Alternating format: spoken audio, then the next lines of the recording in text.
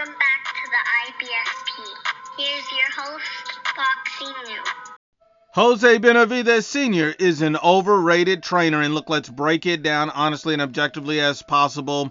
And when you look at Jose Benavidez in the Team Benavidez camp, you see that these guys seriously lack defense. Now, he has a talented stable, no doubt about that, but the problem is these guys lack defense, they lack skills.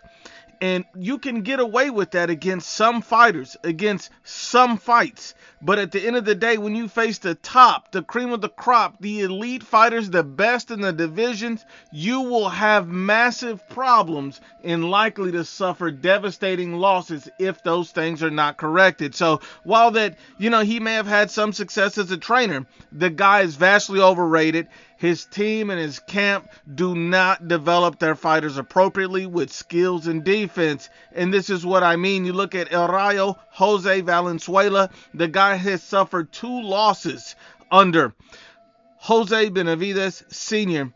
And these were both preventable losses. Against Edwin De Los Santos, this guy was stopped in the 3rd round. This fight, he lost simply due to not being able to protect himself. That guy had no defense. I mean, literally, he was firing off on El Rayo at will. El Rayo had nothing he can do to switch it up. He couldn't protect himself. His footwork was sloppy. He didn't move his head. And his shot selection was predictable. He was relying too much on his power to save him. And that is something that has never been fixed. I mean, you see in his most recent loss against Kris Colbert, a fight that I thought El Rayo won, but he left in the judge's hands after having Kris Colbert hurt multiple times. El Rayo left it in their hands, didn't have a plan B, and allowed this man to make a sustained comeback against him. It's disgusting. Once again, the same things reared their ugly head. The same flaws. Lack of defense. Predictable offense. I mean, come on. We keep seeing the same things over and over again. And then with David Benavidez, the star of the camp, you see Jose Benavidez Sr. had him in his biggest fight of his life, a win over Caleb Plant, where Caleb Plant literally dominated the first half of the fight. Outboxed this man, dominated him.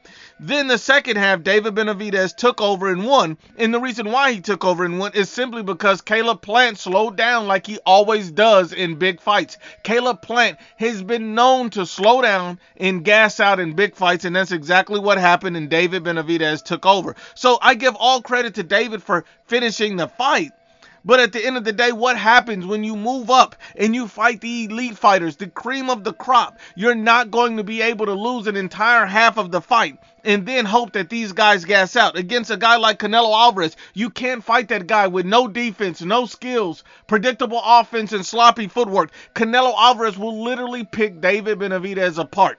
He can't fight Dimitri Bivol or Artur Beterbiev that exact same way as well. No defense, predictable offense, horrible footwork. He's going to get picked apart. He's going to get dominated. And while his team and Team Benavidez, these guys have some special fighters. These guys have talent. They're not being developed the right way. And yes, they have some dogs in their camp, but they're going to suffer against the top cream of the crop because they're not being developed the right way. Because men lie, women lie, but the facts don't lie.